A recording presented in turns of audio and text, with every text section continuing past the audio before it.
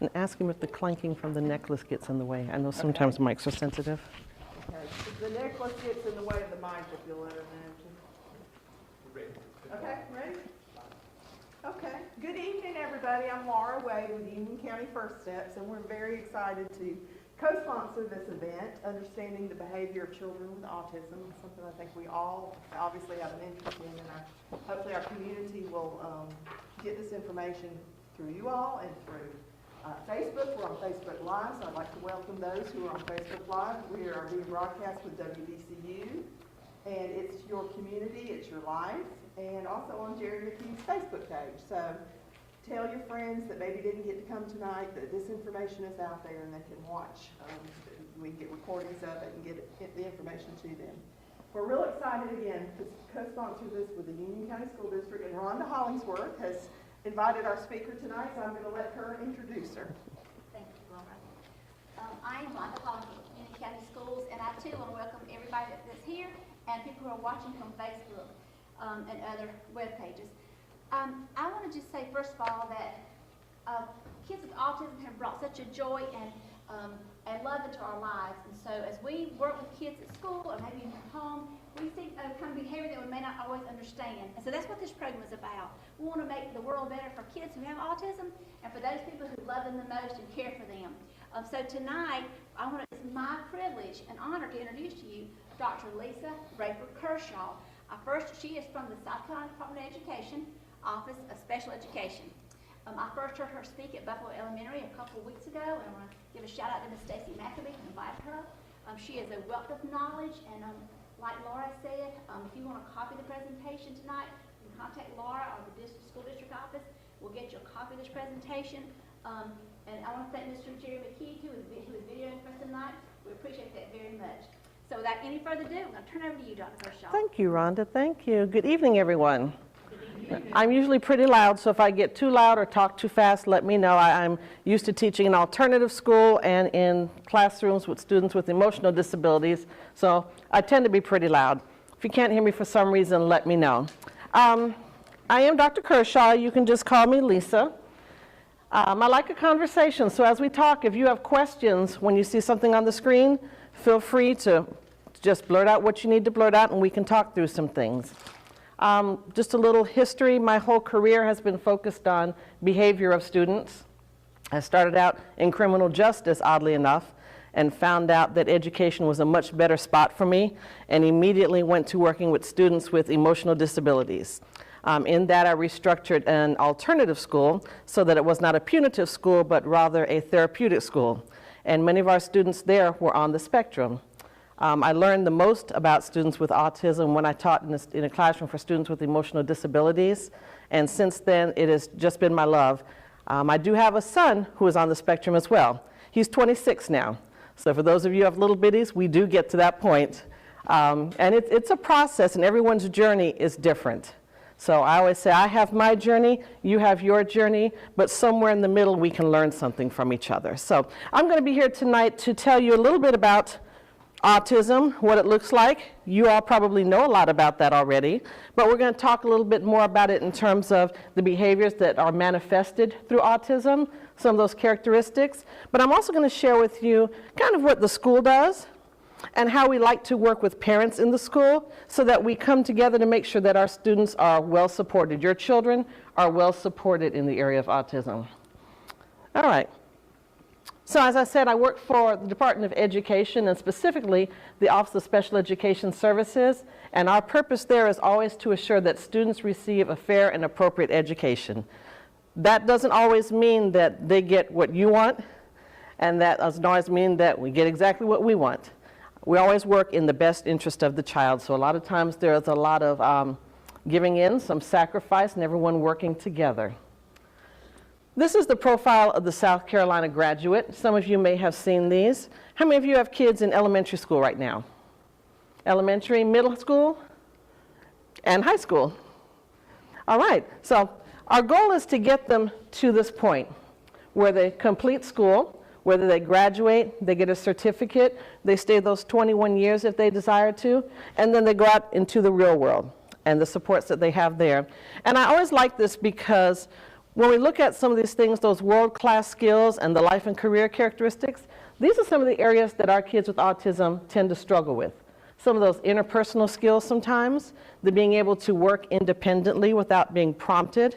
So these are the skills that a lot of high schoolers struggle with. They're those soft skills, and when they go on the job, they may have a lot of problems with those things because these things aren't taught the way they used to be back in the day. And so our kids are struggling with this, and we have to put a little more extra work into it for our kids with autism. So again, we're going to work a little bit on what autism is in terms of behavior, how that affects their academics, how that affects who they interact with. When I talk, you're going to hear me refer to individuals with autism in two ways. I'll refer to them as individuals with autism, and I'll refer to them as autistic folks. There are two schools of thought for those who work with individuals with autism, and one is that autism is who they are, and they like to be recognized as autistic. There are others who say, I am not just autistic, there's more to me than that, and so I prefer to be referred to as a person with autism, just like a person with an intellectual disability or a person with another disability. So it is all in a preference. Both of these are correct, but if you have a preference, feel free to tell your school which one you prefer your child to be referred to as. The other one is low functioning and high functioning autism. Have you heard that before?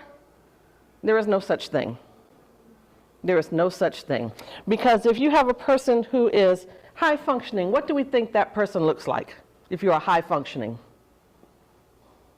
Maybe you don't have the behavior problems that might be a problem. Maybe you seem to blend into the classroom, or you can go to the store and nobody can tell that you're an individual with autism. There's no such thing, because that individual who we think is high functioning may have an area of autism that they really struggle with, and to them, that is a big struggle. There's no way around it. And so for us to refer to them almost as if that doesn't matter, you're okay, you're high functioning, you're going to make it, still doesn't deal with the fact that they have some issues that they need some support in. So I don't use those two terms, high and low functioning, and most folks in the world of autism do not use those two terms. All right, so let's talk a little bit about what autism is. When your children are diagnosed with autism, usually happens in a couple of ways. You might have worked through Child Find, and they determined that your child had some needs. You might have gone to a doctor or educational psychologist, and they might have diagnosed your child with autism. Or you might have gotten your eligibility through a school district. Either way, understanding autism is an important step into understanding the behaviors and the strategies to support the students. So it was first identified as a group of neurological and developmental disorders. We used to think it was schizophrenia or what we called mental retardation back in the day. So most individuals with autism ended up in institutions. We didn't put them in schools. Asperger's was found to be a separate disability about 30 years later. We used to think that autism was caused by refrigerator mothers. Does anybody know what a refrigerator mother is? What is a refrigerator? Keeps food. It keeps food. What else? How does it feel? Cold. It's cold. You were cold and you didn't love your child enough, and that's why your child has autism. So far from the truth. We don't know what causes autism. There are so many studies going on right now to say if it's genetic, if it's biological, if it's environmental. We don't know. But there was a lot of blame on mothers years ago because we thought it was caused by mothers, and that still carries over sometimes historically, and mothers tend to feel a lot of guilt when they find their child has autism. Cancel all that. There's no such thing. All right? We don't know what it was caused by. We do know that there is a very wide spectrum in intelligence and functional levels, and not only is it wide, but it's deep, and I'm going to show you exactly what that means. We used to think it was a lot more common in boys than girls. We found out that girls look differently when they have autism. So we were not diagnosing females as quickly as we are diagnosing boys. Many of you have probably heard that the prevalence of autism has risen greatly in our state over the past 4 or 5 years. We've more than doubled in the individuals with autism. So of course we need more programming. Children can be diagnosed as early as 2 years. A lot of times it's not till about 4 years old that they get their diagnosis. Or if you go through the schools, often you don't find your eligibility until you're 8 or 9 years old. When you can start therapy early on as 2 years, that could be 7 years that you're not getting therapy for that child. So the early diagnosis is the key. They're actually working on some diagnosis mechanisms that diagnose as early as 9 months. I read recently that they're looking on one that's in utero. So they're still doing a lot of science on this, a lot of work on this, so much to learn still. The interventions to support behavior can be very expensive, and some of you may know insurance does not cover it all. Can be very intense. That's why the schools are so important in what they can provide. About 44% of kids with autism have average or above average intelligence, which doesn't mean that they are savants and you give them a piano and they can just play Beethoven all of a sudden. It just means that they can keep up with their peers in the classroom. But usually it's not the intelligence level that keeps them out the class. What is it? Yeah, it's the behavior. It's the behavior. And like I said, females manifest the characteristics differently from males. Females may look more kind of quirky, and so they may seem like they're kind of following behind the popular girls in the school, particularly in the middle or high school. And in their minds, they think that they're hanging out with those girls, but they're really not. Often they are very quiet, they're shy, they like very different things than girls their normal age would. While these girls are looking at stars on TV and what have you, they might be still wanting to play with Walt Disney girls, Walt Disney movies, the little Walt Disney Barbies that you can buy. So immature-wise, you see that. But they also take things very literal, like a lot of folks do with autism. And so if they're reading a book about romance, a little boyfriend, and they're in middle and high school, and a little boy comes up to them and says, "I sure do like you, you sure are pretty. Come meet me by the stairs after school," they're more likely to go with them because they think it's like one of the romance novels that they're reading. And so they're more likely to have to deal with sexual harassment and sexual molestation. So we really have to teach our girls when they're at an age where they can understand and are capable of advocating for themselves, protecting themselves, how important that is. And it's important that we as parents and as educators look out for our young girls for that reason. But there are a lot of positive traits in individuals with autism as well, as you've probably seen. Very strong visual skills, really good rote memory. So if you give them facts, baseball facts. My son is a basketball fanatic, and he can retell you all the statistics of LeBron James, who I can't stand. So there's always that competition in my house. But he's got the rote down. He was reading at 3. His problem was comprehension. He could read high school level books at 3, but he could not understand what he read. Ask him a question about it, he couldn't tell you what it meant.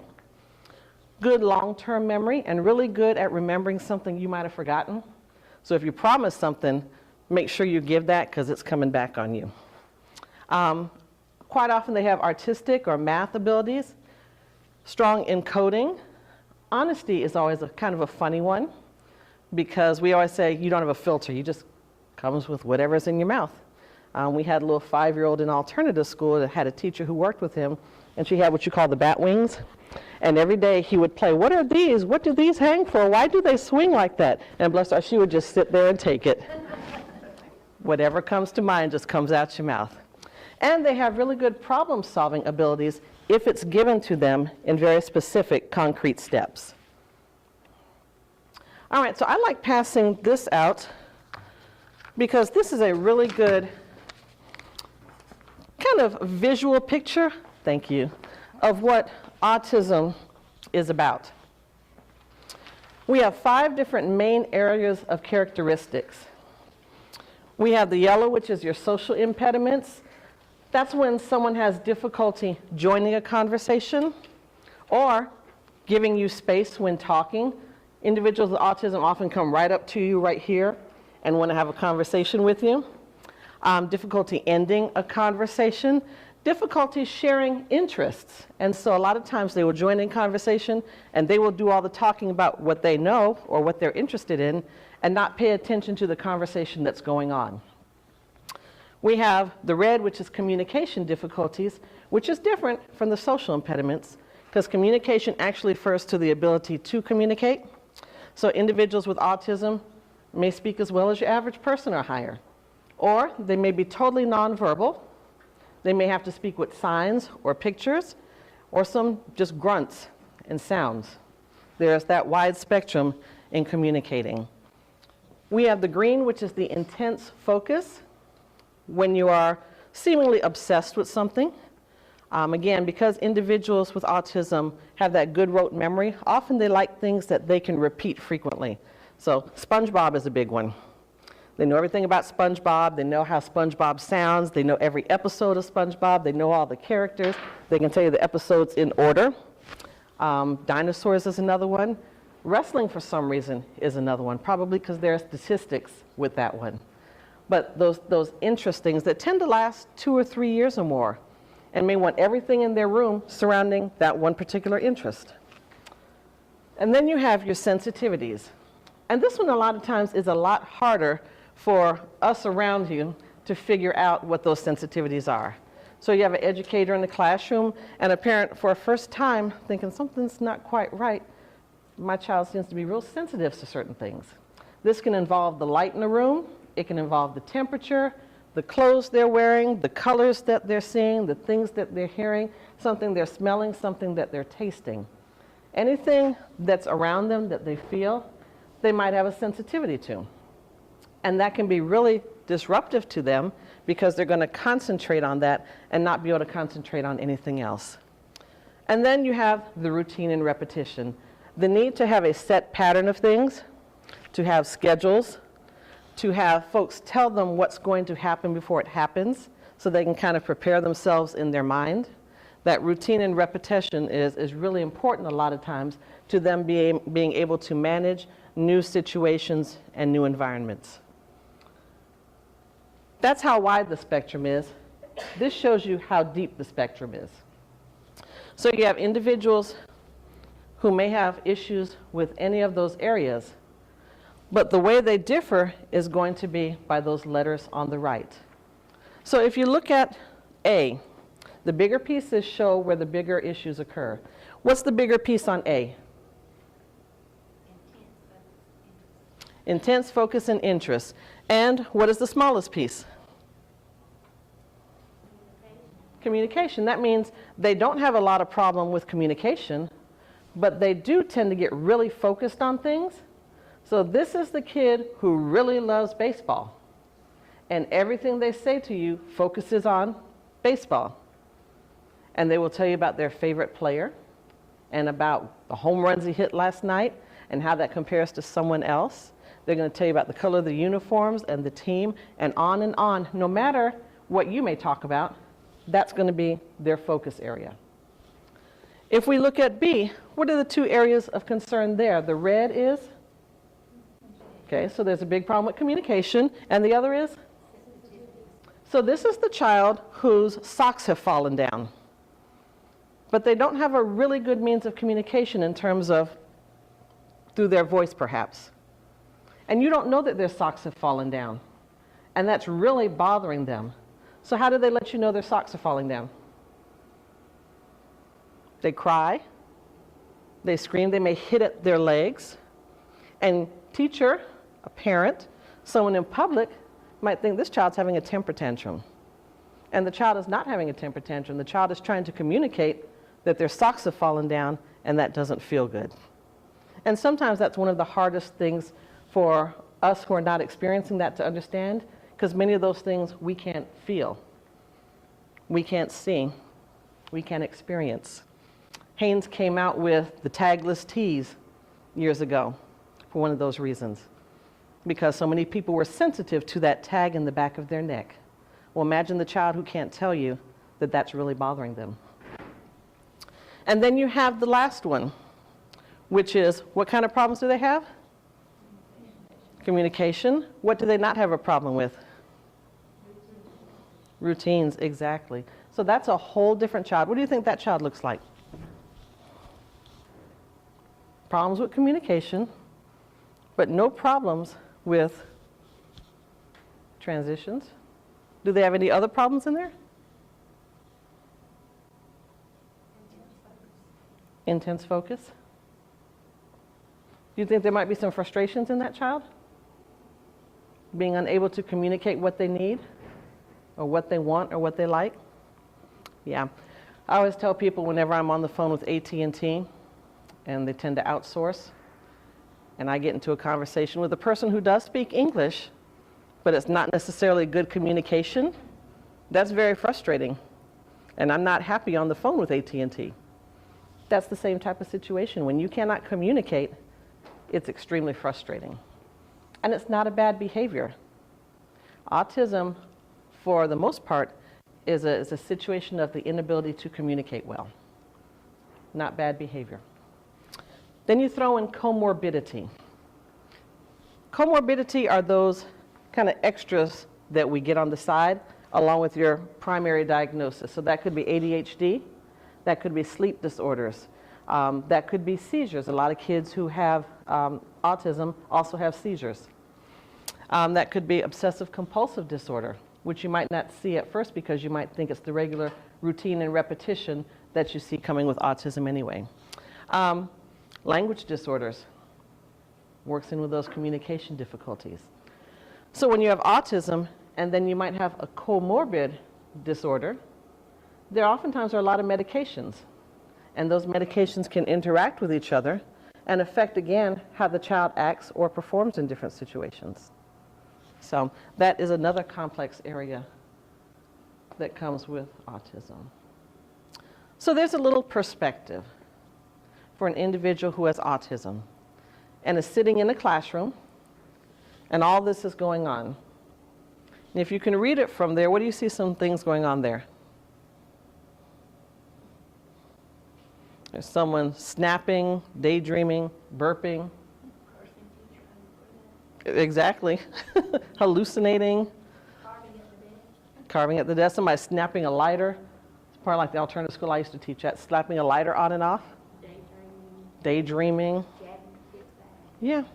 So for the average classroom, some of the stuff is out there, but a lot of things you don't pay attention to. Kids passing notes, someone chewing gum, a kid tapping on the desk.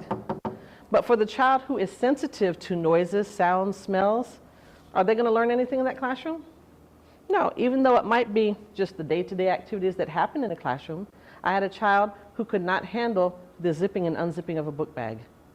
Well, you can imagine the morning unpacking of materials about drove him crazy. That was something he could not handle. So that might be what it feels like to be an individual with autism in a setting when there's so much going on. This room seems pretty quiet, doesn't it? But what are some things going on in this room right now? The kitchen noises. And it's real low, but it's a steady hum, isn't it? Yeah. What else is going on in here? It's something back there. That one got you, didn't it? Yeah. There's a humming going on back here. There's a humming going on back here. What else is going on in here? The camera's moving. Anything else? There's some really bright colors on the wall there. There's some bright colors on the wall there. How about these benches when you sit on them? Don't they feel good? Yeah. Now imagine this cafeteria full of kids eating and the smells coming from the kitchen. And you get a plate that has your mashed potatoes and your peas right next to them. I know for some people who don't have autism, that's enough to send you over the edge. Yeah, separate those foods. But a simple room like this might send a person with autism to the point where they can't focus on learning. Let's talk a little bit about family needs. These may be some things you don't know statistical, but you feel in your heart. Mothers of children with autism have stress levels comparable to combat veterans. Think about that. Someone who's gone, fought in a war, that's the same level of stress as a mother who has a child with autism. That's a lot. When taking your child out to any event, it takes more planning and preparation than a wedding. You ever go to a movie with a young child with autism? Crunching of popcorn, sticky floors, chairs that sometimes go back like this all of a sudden, screen that booms, people chattering on the side, the smells of things coming from the cafeteria. You don't know if your child's going to be able to stay the whole movie. And if you've got siblings and other family members, that's real hard because everybody else wants to stay for the movie. So you have to figure out, do I take him out? Do they ever have to come with me? Or do we try and make it through? Or do they ask us to leave when your son stands up and does this? And he's blocking people. When you go to a restaurant, do they have chicken nuggets and macaroni and cheese? And is it the right kind of macaroni and cheese? Is your child going to yell out things and the restaurant's going to sit you somewhere out the way so you don't disturb the other patrons? It can be very isolating. Research has shown the daily life of a parent who has a child with autism lives with twice the amount of fatigue compared to parents living with other disabilities, and 20 times greater than parents of children without disabilities. We're all very tired. Why do you imagine we're so tired? Takes, yeah. You're kind of always on alert. You're waiting for the school to call. Some parents are waiting to see if their child elopes in the middle of the night, so they stay up at night. Some parents are just making sure to see the child doesn't hurt themselves all the time. You're always constantly trying to manage them and always expecting what's going to happen next, because oftentimes that journey with autism is pretty unknown. Something may work today, but it may not work tomorrow. It can be very tiring. The other one that is something to think about is when you have a child who does not have a disability, you figure 18 years old, you're kicking them out the house. They're going to college, maybe get married one day, live their own lives independently. But if you have a child who is more severely impacted by their autism, that might not be your story. So you may be planning for this child even after your death, because they won't be able to care for themselves. So it's a lot to think about if you're a parent who has a child with autism, and it's a lot to think about for educators who work with you and how they approach you and what they're doing for your child. And so I always tell educators, think about these things, keep them in mind, because you may be tired at the end of that 7-hour day with individuals with autism, the kid who had the meltdown, but they're going home to much more tired parents who are doing their best with their kids. All right, empathy is a big one, and this one kind of went along with the refrigerator mothers. A lot of people think the kids with autism are cold and don't have any empathy. They don't feel for others. Is that true? No. Some kids may not like to be hugged. They may not like that close touch feeling, and some of them really do like it because they like the pressure, which helps them to feel grounded, and it helps them to feel good. Other times we see a child fall down on the playground, and the person who has autism runs over to him and laughs. Or they run over to him and they want to fix everything. They want to give him Band-Aids and call an ambulance and call the doctor. So our kids do have empathy, but they have two different kinds of empathy. There is cognitive empathy, which means you know what to do in a situation you may not expect. So if I see somebody who has fallen down, my first instinct is I need to go and check on them. I understand that experience. I understand that person may be hurt, they may be scared. An individual with autism does not have that same cognitive empathy necessarily. And so they rush in and their emotions kind of take over and they're not quite sure what to do. So what they do might be considered inappropriate. The laughing when someone's hurt, but they don't mean to laugh to cause pain. They're just not sure what to do. But they do have a lot of affective empathy, which means if they see you crying, they may come over to you and cry even harder than you are. They might want to give you a hug, even in situations that aren't appropriate necessarily, because they've seen other people do it, and they want to feel too, but they may not understand exactly why that's going on. But our kids with autism have lots of empathy. All right, let's talk about the meltdown and the tantrum. Who's ever had a child who's had a meltdown? That's always fun, isn't it? Yeah. So when I taught, I had a child who had a 7.5-hour meltdown. There's no telling how long meltdowns go or what they will do in a meltdown necessarily. So what does a temper tantrum look like? Any idea? Stomping feet. Stomping feet. What else do kids do in temper tantrums? Yeah, on the floor, rolling around. We have that picture. Kicking. Mm-hmm. What else might they be doing? And is it reserved for little? Do little kids only have temper tantrums? You seen big kids have them too? Yeah. How's that different from a meltdown? What does a meltdown look like?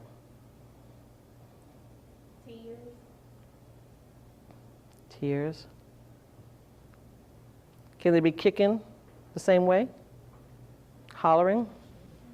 Yeah. Yeah. So the confusing thing between a meltdown and a temper tantrum is often there's not a whole lot of difference in the way they look. But there is a difference in the motivation behind it. If you're having a temper tantrum, you're looking for a reaction. So that means if you're having a temper tantrum and I take the whole classroom out or the whole family goes to another room, temper tantrum will stop, or the kid will pick up and go to where the family is and have another temper tantrum because they want that attention. But you take away the party and there's no more temper tantrum. The kid who has the meltdown doesn't care. They will have a meltdown with one person there, with nobody there, or with everybody there. That's why kids have meltdowns in Walmart, but they will also have a meltdown in their room at home when no one's there looking. Communicating a kid who's having a temper tantrum can typically tell you what they want. I wanted ice cream and you didn't buy me ice cream. The kid who is having a meltdown may not be able to tell you that because right now they may not be able to figure out what they want. And they're kind of a bundle of emotions. The person who's having a temper tantrum is aware of their own safety. So they're going to make sure that you can't get hold of them. They will run. All right, but they might swing at you. The kid who's having a meltdown doesn't care. They'll run, they'll hit their heads on things. I've seen them go through plate glass, seen them run out the door into the woods, into the road. Because again, they're a bundle of emotions right now. It's just a response from their body, and they cannot calm themselves down. And so they're not aware even sometimes when they've cut themselves or when they've hit themselves so hard they've got an egg on their head. The next two go together in control of their behavior and able to calm down. Usually if you give the child who is crying about the ice cream cone, they settle down. Some sobbing, but they usually settle down. The kid who has autism, you try and give them what you think they want. Usually doesn't matter that time because they're still so overwrought trying to deal with how to communicate what they're feeling that they may bat away the ice cream that you've given them. And they will continue to melt down until their brain comes to a point where it can calm down. So a lot of times we punish kids for having a meltdown, which is a means of communication, versus what we think is a temper tantrum. And so it's important that our educators know the difference between the two and for you to recognize the difference in your own kids. All right, so let's talk a little bit about sensory challenges. We talked about the different things that you can be sensitive to. If you see these things at home, often what are some of the first signs you see if your child might have some sensory issues? What are things kids do to let us know that they're uncomfortable in situations? If a fire truck passes by, what do? Yeah. You may see that when they go to a store or when you take all the kids to a baseball game and they're doing this because it's too much. And sometimes they do that to block out everything going around, just the stimulation that they see in front of them because it's too much going on. All right.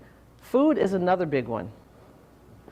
A lot of times our kids with autism have very distinct food sensory issues, and they may not like the textures of certain foods. My sister has a son who has sensory processing disorder, and he doesn't like what he calls bits in his food. So muffins can't have bananas or berries or anything, just plain muffin, because he doesn't like the texture on his tongue. Remember when I said the peas running in together with the mashed potatoes? Same thing.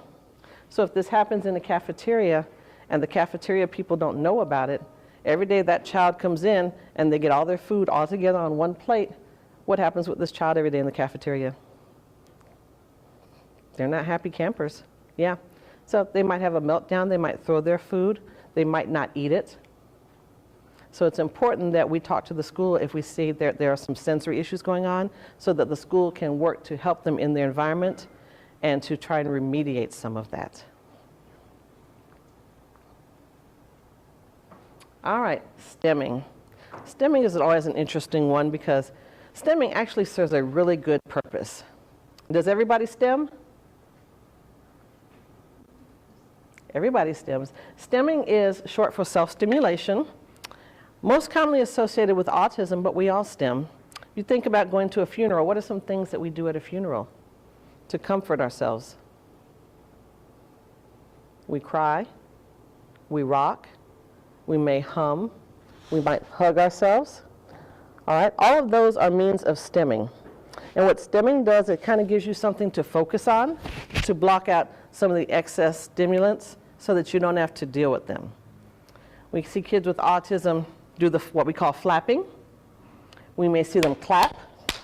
They may yelp or bark. They may stomp. They may jump. They may rock really hard. And they may spin in circles. And it helps to calm them down. The problem comes in when they're doing this in the classroom or they're doing this in the store and somebody's saying, stop, you can't do that here. Or stop, you're disturbing, you're distracting others. And what happens when you try and stop a person from stimming? Does it get better? No, usually it gets a lot worse. One of the biggest requests I have is, how can I get this child to stop stimming the way they do? And I say, don't try. I say, don't try, because it serves a very important purpose. Now, as a child grows and learns and matures, you can find a way to substitute the way they are stemming for another way to stem that might be more socially acceptable, but chances are that child might always need to stem. And there's nothing wrong with them because it does comfort them. It can soothe them. I always tell people, and particularly at night, beat me out the parking lot because I'm a terrible driver. I live in Columbia, and there's mostly parallel parking on the street. And when I parallel park, I hush up all my kids in the back seat. I turn off the radio, I turn off the air, I roll up the windows, and I'm right here so I can block out everything that's going on, and we're going to hope I make it in that park. That's kind of what stemming is. You're blocking out everything so that you can function and get something done. So stemming serves actually a very useful purpose. There are a lot of other signs of sensory needs. And when you look at them, it can be just about anything. It can be just about anything. And I think in some respects, all of us have certain needs like that. We have certain sensory needs, things we like, things we don't like. The person who pops their gum bothers some people. Humming of an air conditioning can bother some people. But it's important when it comes to the point where a child is so distracted that they can't learn. And our goal is to try and help that child to learn. So if we can know about these things, what's going on with the child in the home, we let you know what's going on with them at school, we might be able to help remediate some of that so we can figure out a better environment for that child to learn. I come from a military family, and so being a military family, it was always important that I look my daddy in the eye. That's a sign of respect. In the South, that's another one. You look somebody in the eye when you talk to them. And so often we get in the habit of telling our kids, look at me when I'm talking to you. But that can be a real problem for kids with autism, because having to look you in the eye and listen to what you're telling me and try and read your face and maybe follow your hand gestures as you're trying to tell me something is a whole lot of information. So a lot of times kids with autism are doing this, or they close their eyes. And they're trying to focus on what you're saying. And that upsets a lot of adults, believe it or not. But I always tell adults, let that person close their eyes so they can listen to you.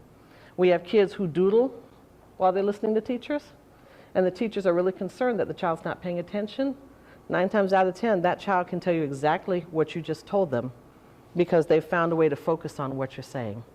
So eye contact is not necessarily as important as we like to believe it is for kids with autism as they learn to try and process, listen, and do what you ask them to do. All right, let's talk a little bit about the purpose of the school with autism.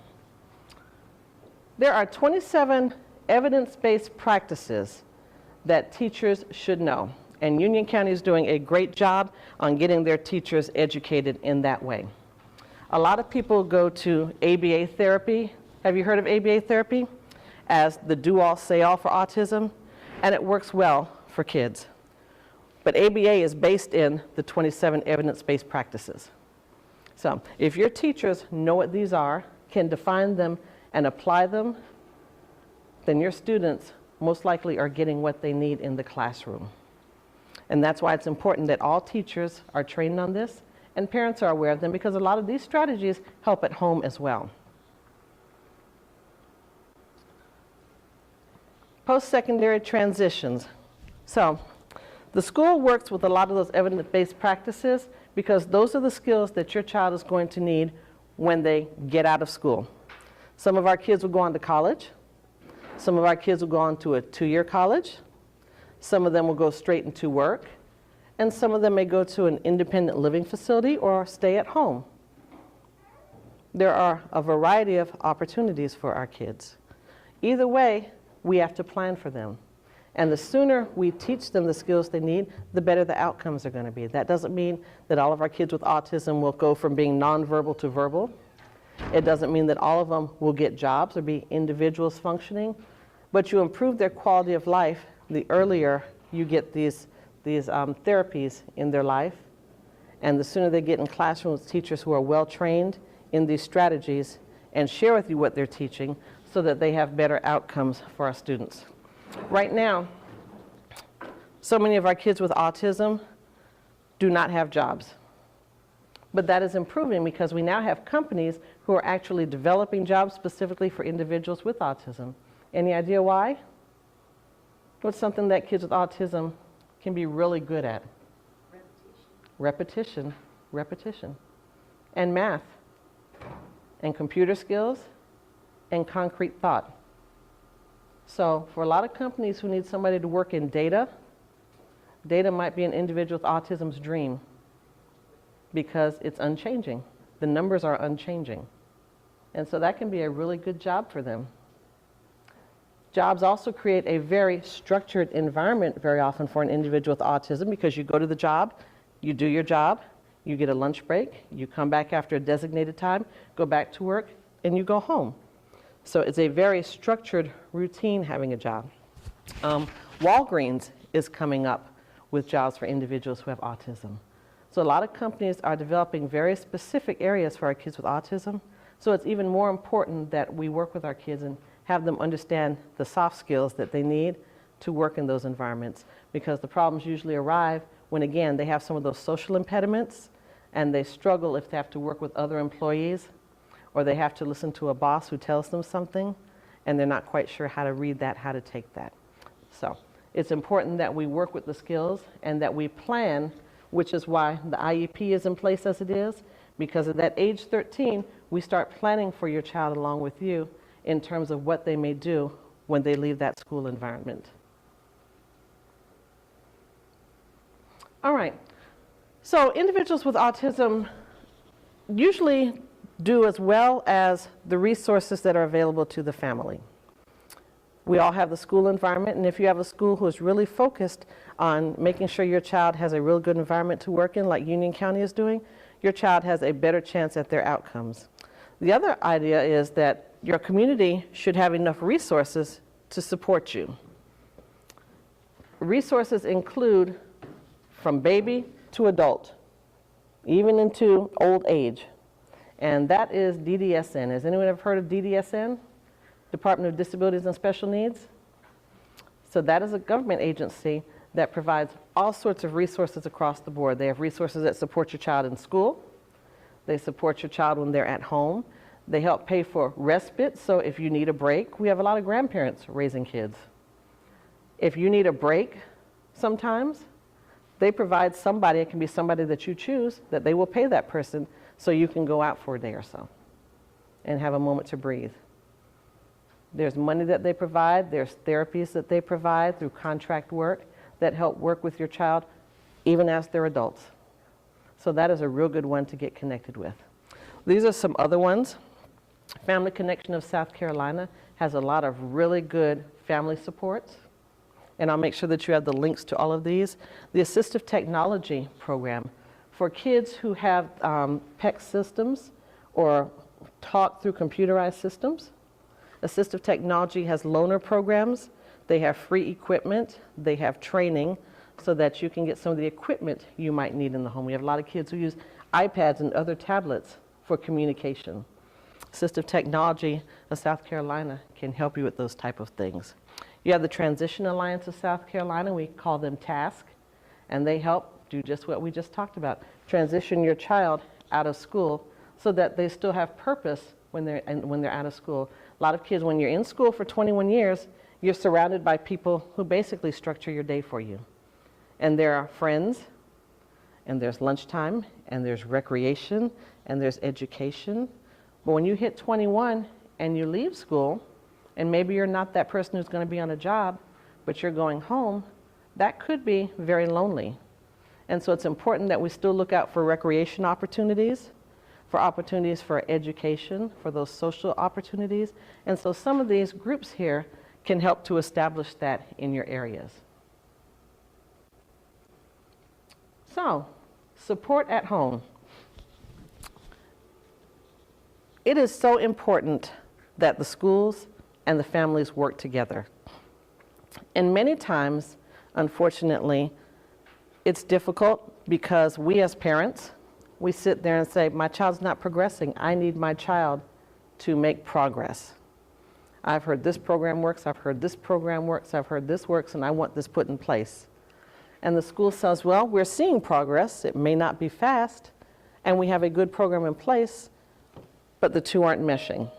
And so a lot of times, you may get an advocate to work for you, or you can call the State Department. They have what's called an ombudsperson who helps facilitate IEPs so that you can come to agreements. But it's always important to realize when you go through that IEP process that it is a team process.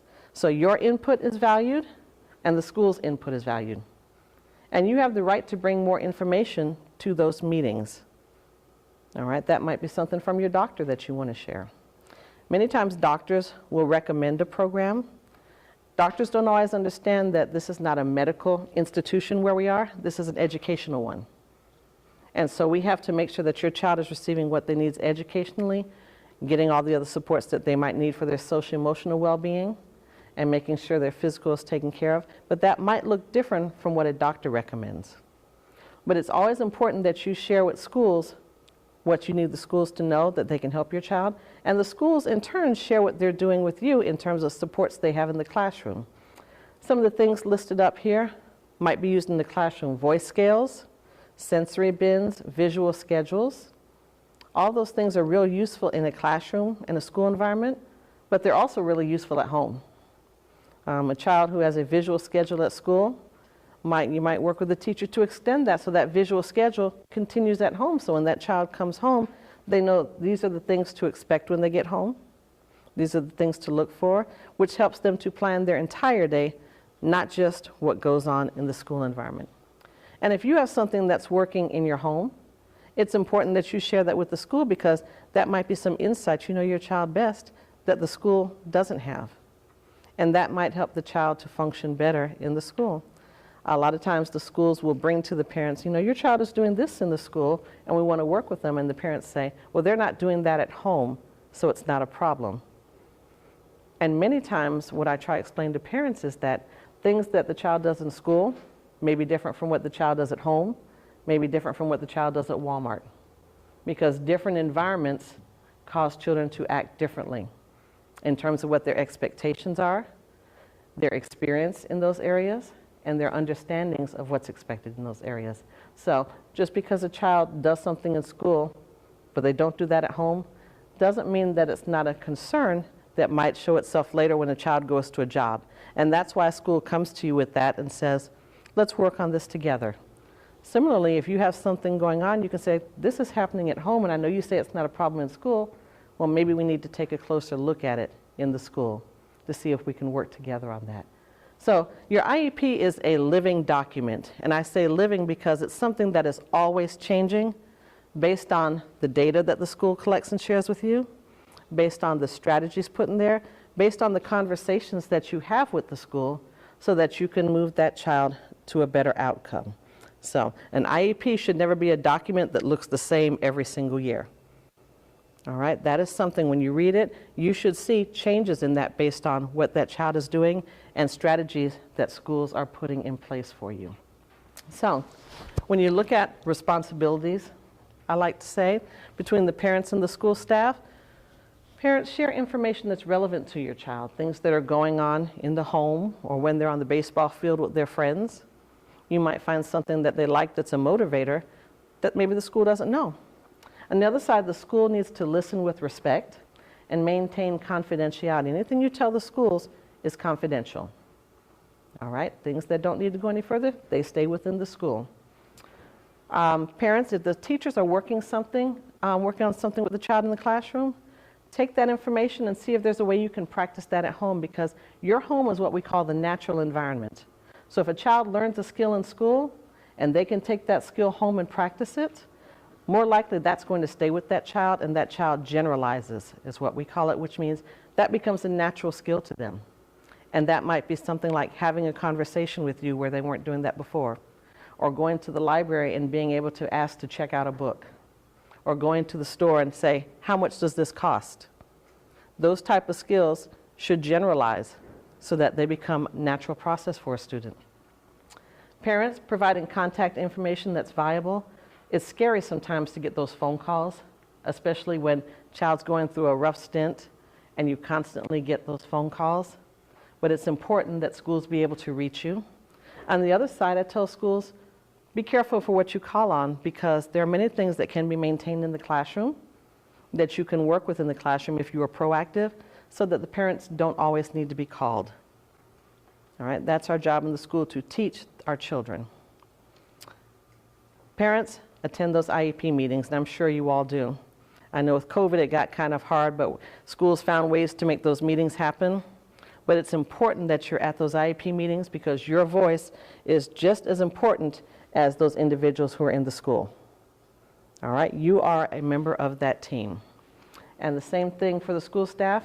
Remember to listen to all the input from all the stakeholders at the meeting. So if you bring an advocate, if you bring someone else who has information on your child, a doctor, psychologist, therapist, that's a stakeholder in that group. And that information should be shared with the school, and the school needs to listen to that, to take that in, to see if that is useful information to help this child on their journey. So what happens when parents and schools disagree? A couple things happen.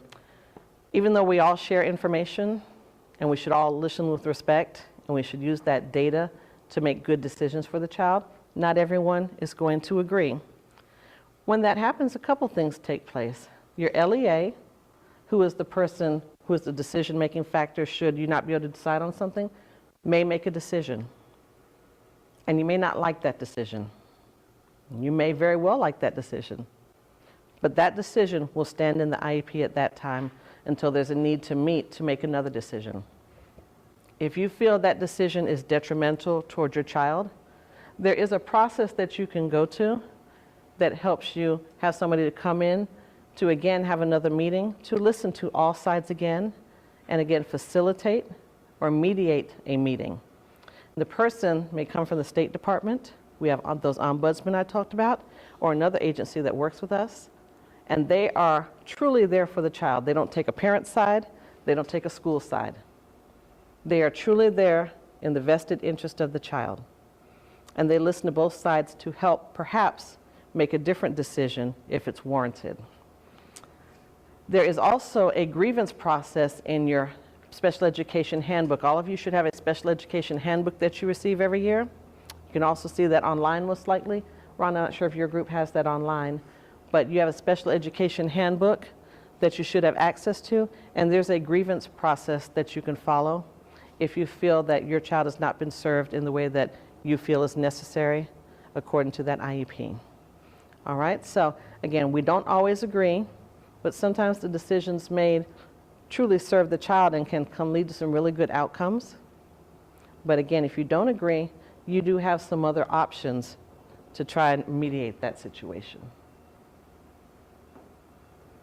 All right, a couple of resources that I want to give you. My task force and I developed what we call the Autism Spectrum Disorder Virtual Library, and I will send through email copies of that link so you can get to it. But it provides a variety of resources, books, videos, printables for teachers, parents, just about anybody who wants to learn about autism. There's also on there what we call the IRIS training modules. And there's a training module on there for every single one of those 27 evidence-based practices that should you in your free time just want to glance at, read about, or actually go through them. They're free. They give you a little certificate at the end, which always feels good. But they provide a lot of good information so that you can understand a little bit about what the teachers work with in terms of strategies in the schoolhouse. So I'll make sure that you guys get access to that link. All right. Any questions or concerns or thoughts you had? It's right at 7. I always like to value your time. And I provide my information too. I take emails on the job. So if you have any questions, concerns, need more information for anything, please feel free to email me. I'm going to give you a little pamphlet here that actually has my email address on it. So you can email me, and if there are other people in the department that you need to connect to, I can make sure you get connected to them. You're welcome.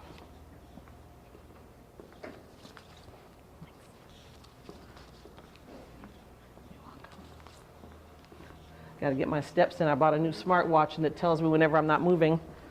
I definitely hope today. Thank you. You're good. Okay, so I gave you one that just has, it's actually on the website too. Mm-hmm.